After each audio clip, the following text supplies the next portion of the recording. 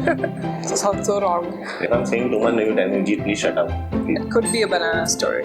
Okay, tilt yourself towards that side. What should my hand be like? I'm so sorry. Yeah, I think I'm a banana sometimes. But yeah, That's fun. So, are you feeling hot? it's okay. Perfect. After show no. No. I left it there and I don't want to go back again. Should we start? Yes, please. Let's go. Hello and welcome to Brutalism and Bananas.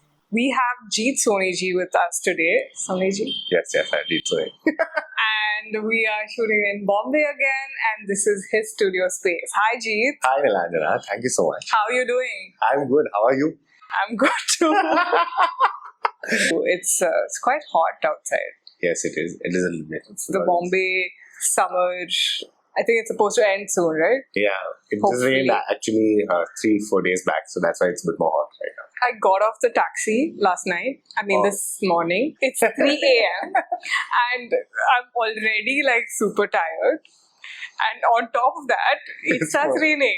But it is going to. It is saying that it's going to be sort of cloudy next week as well. But it rained like 3 days back. Right. That's why it's more hot right It's now. the May showers. Yeah, May showers. So I'm very happy to have Jeet with us here today, and I met him quite recently. It's not like I've known him for a really long time. I ended up meeting him last couple of months ago. We just met like 2 months back. 2 months ago, yeah, and it was because I shot a project for him. Yes. A couple of projects. We shot And 3 projects together, and all 3 of them have come out really nice. All thanks to you. I'm really glad. No. Yeah. So I will be shooting another of his projects. Yes. In the coming weeks. Yeah, in a few days' time. Yes. But that's not the funny part.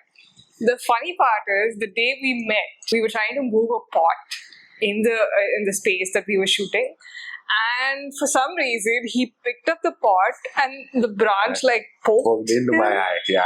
Yeah, and he couldn't open his eyes. Both his eyes. One was injured, the other was shutting automatically.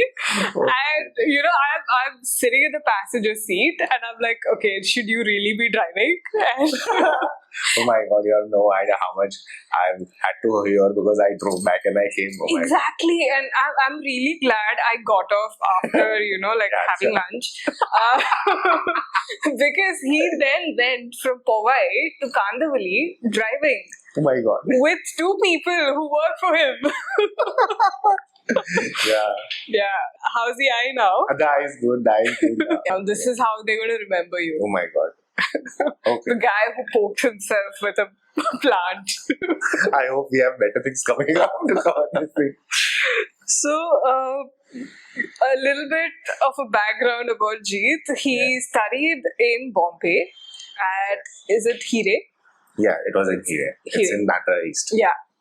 Yeah. And then he went on to work in Bangalore at KGD Designs. Yes, and design. he also worked at Muselab Yes. for a couple of years. Yes. And then now he has this practice called Jetsons, where we're currently shooting this podcast. Yay. So, Jeet, tell us about the practice. So it was in 2020. I was working with Muse, and we sort of, I individually applied for this Kalagoda installation, and things started. We got selected, and then we were about to display. As part of Muse. No, but individually, I just. Oh, okay. Yeah, and they were very supportive of that, and they sort of, told me that please go do it and all.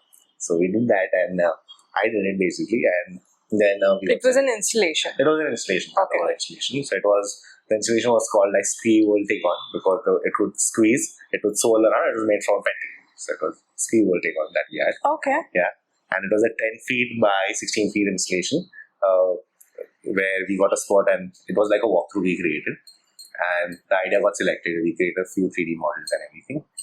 And from there on, I initially had the plan of going for masters. So that's the reason I sort of left Muse. Okay.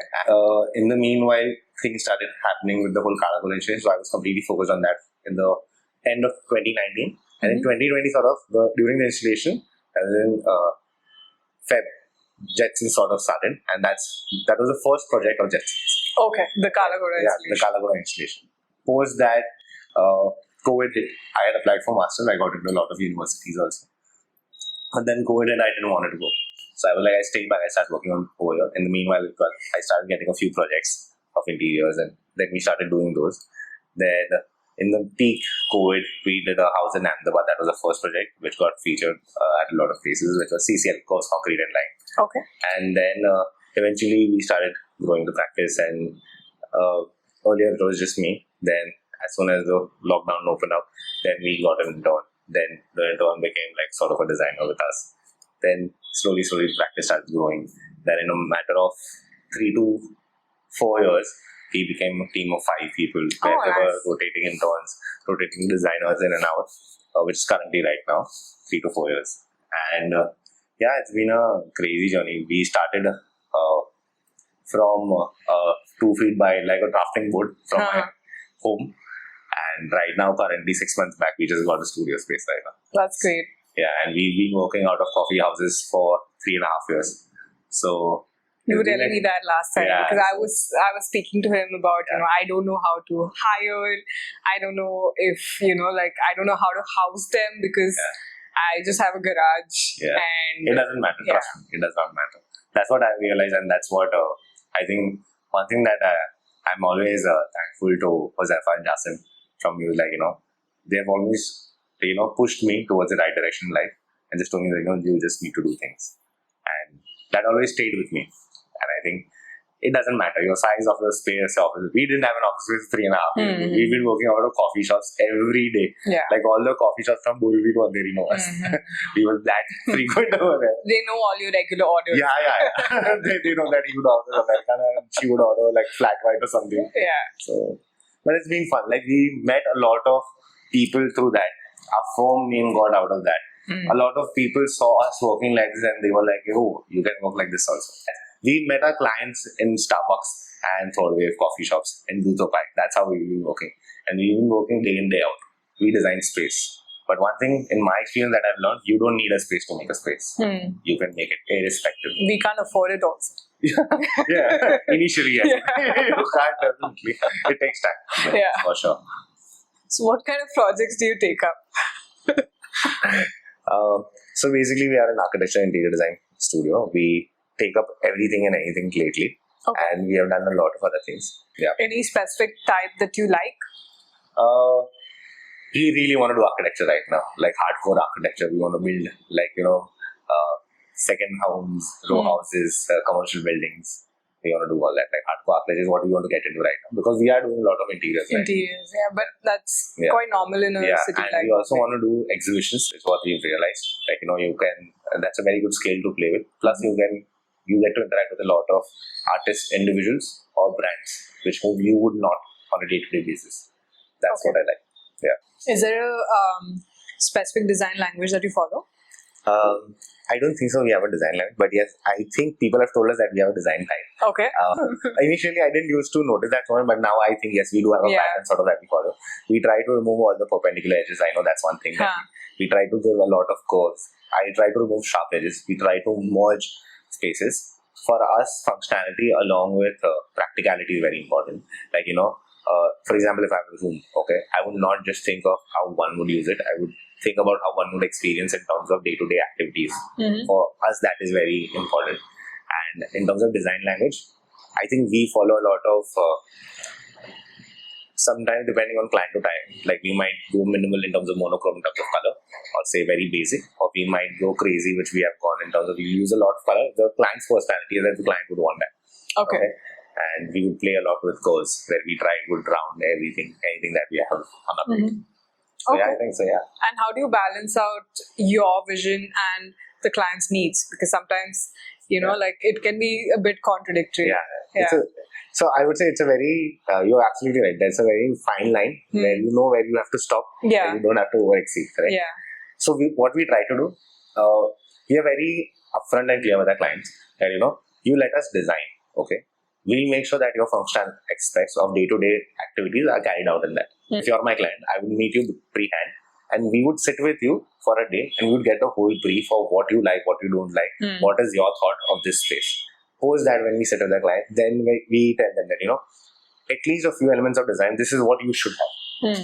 These are a bit which you can negotiable. Yeah. Because I think we have learned it somewhere in there, that, this is what you want to do. But at the end of when real world, it does not work. Exactly. It's not your money, it's not your space. So you have to give it to the client. I kind of had to calm down a bit over the years. Yeah. You need a good client for a good designer to come out. Of course. Okay. Once you have that sync, everything plays out well. Okay, so since the podcast is still new and we're kind of figuring out what format works best, we want to sort of intersperse some trivia questions or AMA questions essentially. Okay. So we'll ask the first trivia question. Let me prepare myself. Okay. Yes. Which architectural movement emphasized the phrase form follows function? A. Gothic. B. Renaissance. Okay. C. Modernism. Okay. And D. Postmodernism. I think I would go between postmodernism and modern. I go with modernism. Yeah, that's right. Yes. We should have negative marking. Oh, please, yeah. Please, it's like that CET test you're talking about. Okay, so now let's go back to your journey as an architect. Thank you. You interned with KGD Design Architecture. Khan Global Design. Khan Global Design. And this is in Bangalore. This was in Bangalore. So my sister recommended me. So she's an interior designer herself. Yeah.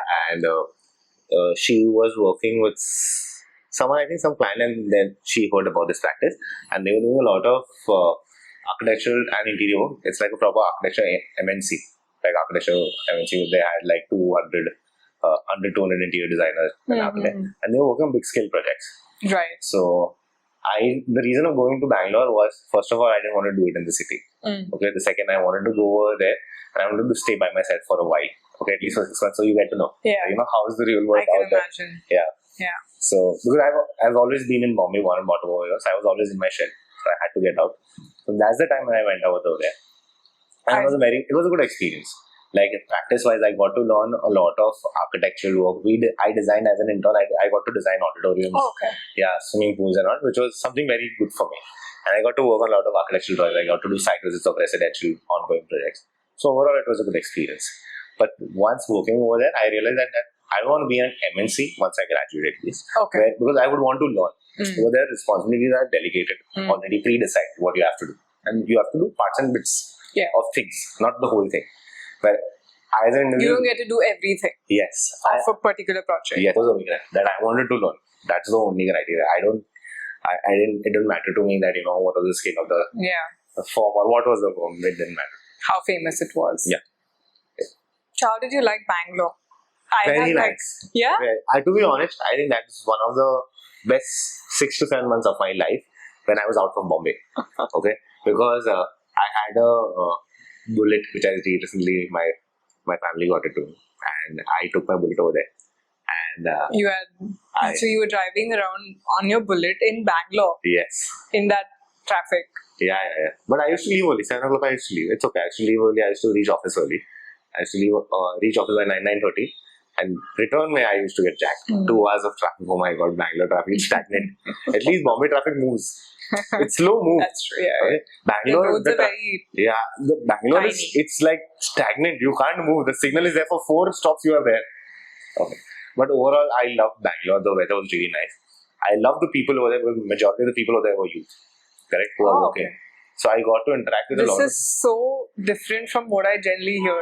Yeah. Because what I generally hear is people from Bombay who go to Bangalore absolutely hate it.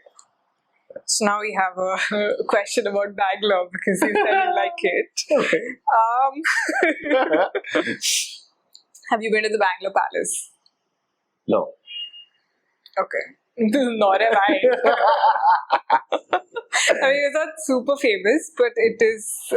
I think I've just seen it from outside. I've not been there. I've gone to clubs in Bangalore. The Bangalore Palace was completed in 1878. Okay. And has Tudor and Scottish Gothic influences. Okay. To sort of combine together. Which famous building in England is it modeled after? Oh my god. And you said the questions were easy. So, A. Windsor Castle. B. Buckingham Palace. C. Westminster Abbey. And D. The Shard. I'm just going to do Inky Pinky. Okay. And I'll go with option D. Option B is Buckingham Palace. Was Buckingham? No. That was two. What was the third and fourth? That was the second one. Windsor Castle is A and Westminster Abbey is C. C. You're wrong. I knew it. I hope that was that. Is it A? It's Windsor Castle. Oh my god. And from KGD, you went into Muselab. Yes. How did you find them? How So did that come about? I during my application post my graduation, so I sort of Google out what are the good practices in Bombay. I made a list of 30 good firms where I wanted 30. 30. Okay. And what did I do? I created a portfolio where, the last page of all my portfolio had the trip which I did when I was in Bangalore. So I did a road trip from Bangalore to Kanyakumari to Pondich, to Ottapalam and everywhere. And then I go back to Goa, Bangalore, and then Bombay. So then I put it in my map that the next stop was this firm. The whole point was... So all the 30 firms. Yes, I created a different thing with a different name for everything. Okay. To make it more personalized, which I thought was at that Which point. I've heard people do, but I have not heard of this specific Yeah, example. because so in my portfolio, it was very distinct now when I look at that. I think that's how my thing at Muselab started. And quite a small firm as compared to KGD. It was a very small boutique practice. Like they are along with good people, they are good humans for sure, but they have good principles in life. And I think that's where we matched, I think somewhere. And I respected them way more for that. And I genuinely learned a lot about work, business, and design through them.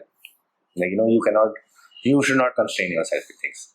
They have a thing that, you have to submit 3 options. I would create a crazy bad option, which I know would not be much, which I think even they would know. But they have sort of at least tried and put it out. Okay, like, even this is rejected, it's okay. You need to sometimes take that step, I would say, in terms of design, life, whatever. I think they have taught me that. I'm very... to put yourself out there. Yeah. Like you need to do crazy, even if it's right or wrong, it's okay. You have to figure it out. This is what I tell my kids also.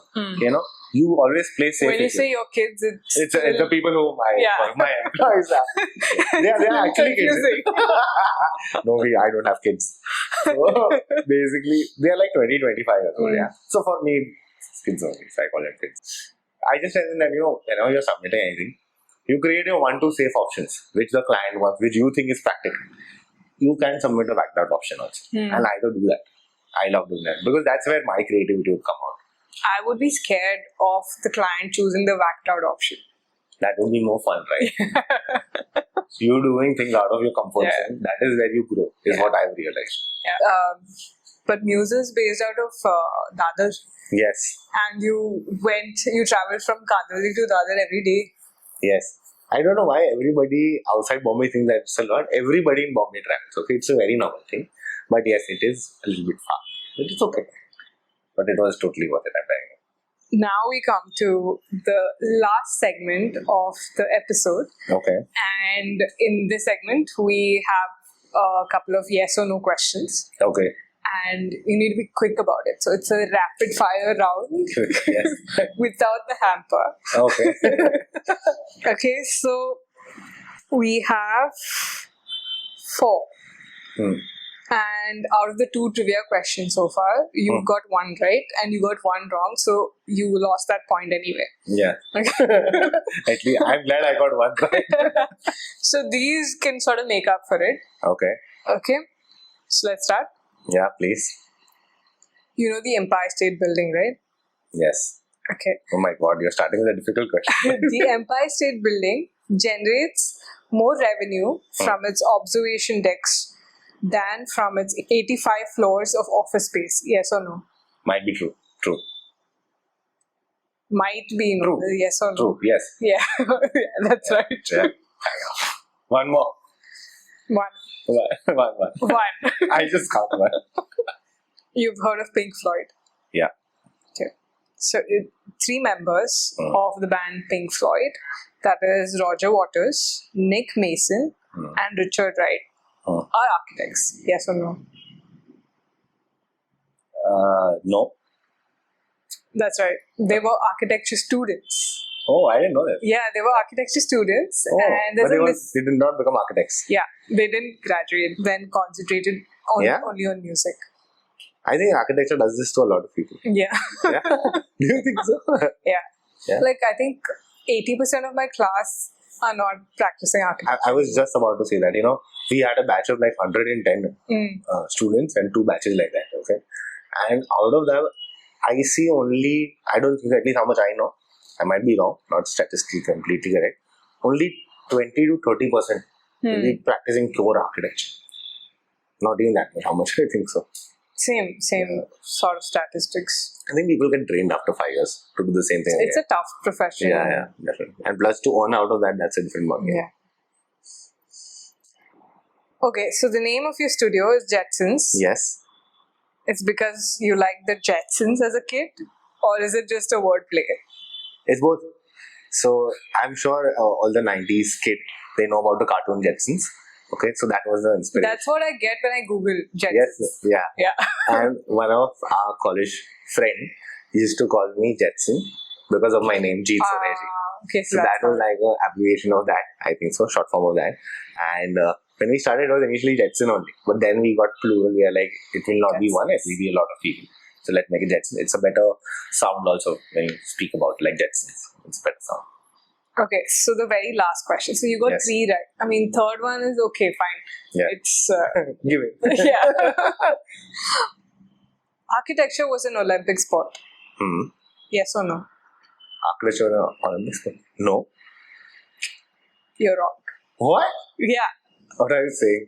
Yeah. So between Olympic sport? How can it be a sport of a building? So Who makes it between faster? no. Sorry. It's so between 1912 and 1948, it was one of the creative aspects, like which included literature, music, sculpture, and stuff like that. And you were given time problems. Okay. Not building it, like not pace wise, but you had design problems, and they would choose the best out of the lot and award a medal. What are you saying? Yeah, I didn't know about it either. But why did they stop it then? Because I think they realized it's not a sport. Yeah, true. Walter Gropius competed in it and won. Oh. So that's the end of the episode. Thank you so much for letting us do this in your space and for carving out the time to obviously. No, please. I think thanks to you for inviting us for a podcast. It was a very natural flow throughout. Yeah. I hope your viewers also like it. More than anything, this was the first time, like I mentioned in the start, that our studio has been out there. Grandmother and the father. That's very specific. Yeah. So you can cut that out. Please. What? I hope that got recorded properly. Oh shit. Oh shit. Oh. Stop recording.